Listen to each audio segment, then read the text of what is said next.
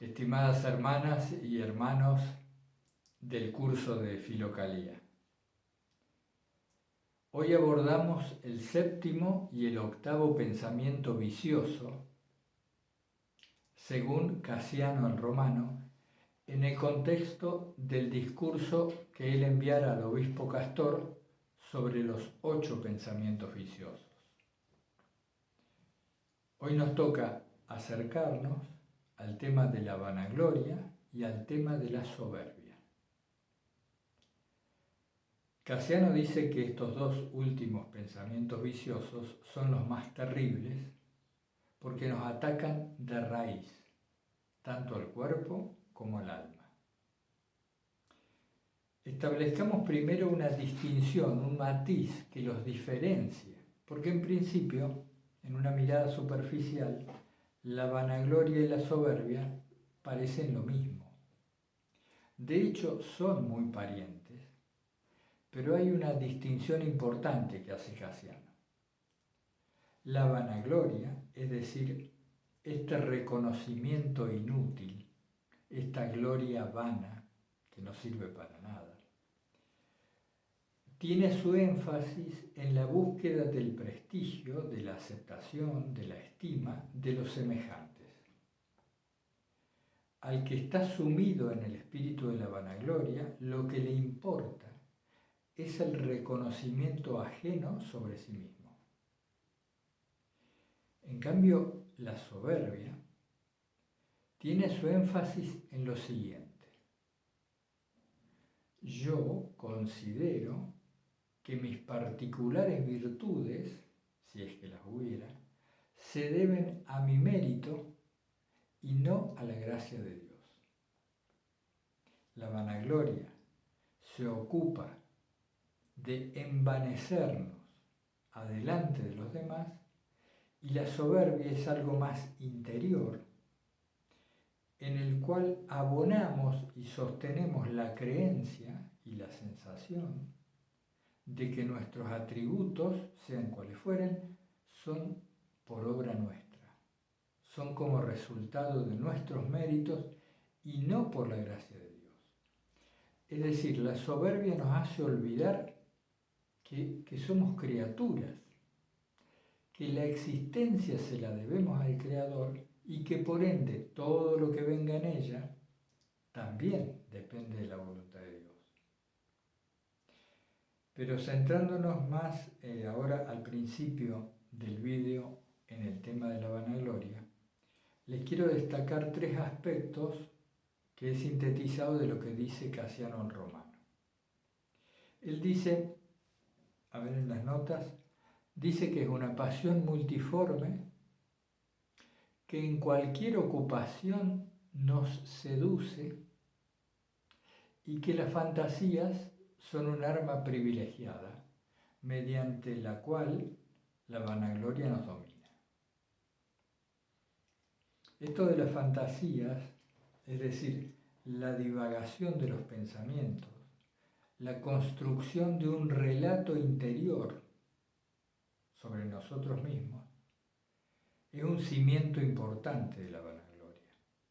Es célebre en el ámbito monástico la anécdota que en Filocalía se registra, ustedes lo tienen acá en la página, les hemos hecho los audios y hemos digitalizado el texto, pero ustedes en la página 150 del tomo 1 de Filocalía, editorial Lumen, Argentina, 2013, se hace un relato sobre cómo estaba un monje en su celda y otro lo va a visitar, un anciano lo va a visitar. Este anciano, justamente antes de entrar, escucha que el monje está hablando. Como habitualmente los monjes vivían en celdas en soledad, le da curiosidad y se pone a escuchar qué es lo que está hablando. Y ahí advierte que este otro monje, este hermano, que en cierto modo era un hijo espiritual de él, está hablando como si estuviera despidiendo a los catecúmenos. En aquella época se usaba mucho este término, que era como si este monje despidiera a quienes eran sus discípulos, a los cuales él estaba enseñando la doctrina cristiana. Entonces lo descubre a este monje que está viviendo una fantasía mental en la cual está saludando a sus alumnos, a sus discípulos y despidiéndolos. Entonces finalmente este anciano entra a la celda, le pregunta por lo que estaba haciendo y el otro cae en cuenta, se arrodilla, le pide su ayuda, etc., ¿no? Ustedes lo tienen en el audio-vídeo que hizo Lourdes y también lo tienen en el texto de Filocalía digitalizado. Esta anécdota de los catecúmenos viene a cuento de lo que nos pasa a nosotros mismos. Fijémonos cómo cotidianamente la mente elabora fantasías que siempre nos tienen de protagonistas. Estas fantasías pueden ser más o menos frecuentes dependiendo del momento espiritual de cada uno, pero estas fantasías tienden a completar una carencia que el ego tiene de importancia. Mientras menos queridos, menos apreciados por nuestros semejantes nosotros nos sentimos, más van a tender estas fantasías a surgir, precisamente para compensar esta carencia de afecto, de reconocimiento. Entonces es muy común que cuando vamos a hacer las compras, cuando andamos de paseo caminando, o incluso cuando nos quedamos quietos e intentamos hacer oración o meditación, aparezcan esta especie de películas mentales que, como digo, nos tienen de protagonistas y tienden a generar, al menos en la imaginación, lo que la mente desearía vivir realmente. Para que todos la podemos identificar, pero por ejemplo, para hacer ejemplos muy gruesos, muy burdos, si uno atraviesa una etapa de quebranto económico, si uno está en la ruina o tiene muchas necesidades económicas, es común que se desencadenen divagaciones que nos hacen vivir la película de que nos hemos ganado la lotería o de que recibimos una herencia o de que, no sé, algo similar, que nuestros deudores nos perdonan las deudas, ¿no? Y ahí, en este ejemplo bien grueso, bien simple, vemos el mecanismo básico de la fantasía, que, insisto, siempre tiende a compensar aquella carencia psicológica que tenemos. Entonces, en el tema de la vanagloria, Casiano nos dice que cuidado con la fantasía, que tenemos que ser vigilantes de estos ensueños mentales, porque en ellos se sostiene mucho del pensamiento de la vanagloria. Siempre vamos a encontrar en estas fantasías que nosotros somos el centro, que los demás nos están mirando o escuchando y que en general hacen gestos de aprobación, de alabanza, que nos destaquen.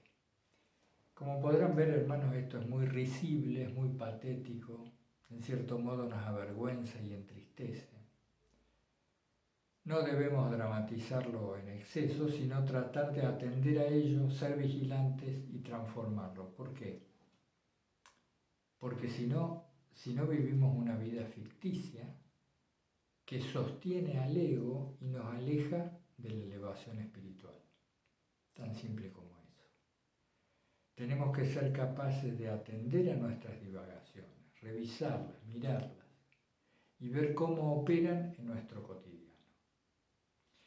Hay otro apunte que hice aquí sobre Casiano que es muy, muy importante, es la clave de lo que él habla sobre la vanagloria. Él dice, en cualquier ocupación nos seduce. ¿Cómo es que la vanagloria nos seduce en cualquier ocupación? Examinémoslo bien.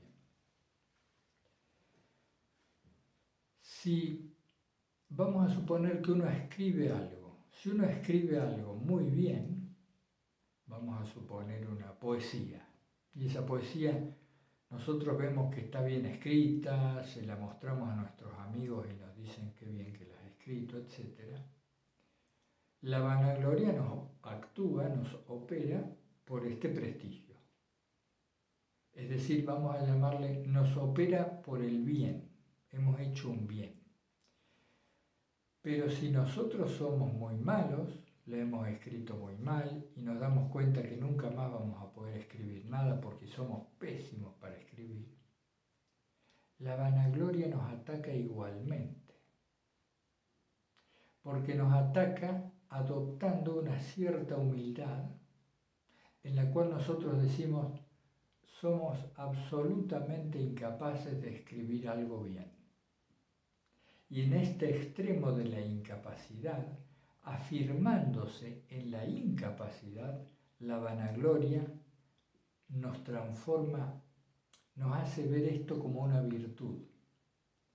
Mira tú qué humilde que eres, que reconoces que no eres capaz de hacer nada bien. Del mismo modo que si nos decimos, mira tú qué bien que escribes, qué poeta eres, etc. Es decir, que por el bien, por un atributo positivo o por un atributo negativo, la vanagloria se acomoda, se transforma, se disfraza y nos hace sentir precisamente su espíritu. Esa gloria vana, ese envanecimiento, es decir, sumergirnos, adormecernos en la vanidad, que es lo vano, lo que no tiene valor alguno. Este tema es muy, muy importante. El espíritu de la vanagloria tiende a adaptar y a transformar cualquier cosa que nos ocurra en un mérito y en una herramienta, en un uniforme que nos ponemos para mostrar a los demás. Este es un aspecto central de la vanagloria que yo creo que cada uno puede revisar rápidamente sin hacer un ejercicio exhaustivo y descubrir cómo nos ataca todos los días, tanto por los bienes como por los males. ¿Qué más nos dice Casiano? A ver qué nos queda aquí en las notas. Entonces, es una pasión multiforme, en cualquier ocupación nos seduce, recuerden esto, tanto por un lado como por el otro, y que las fantasías son una herramienta muy importante que tiene la vanagloria para ir haciendo cimiento en nosotros.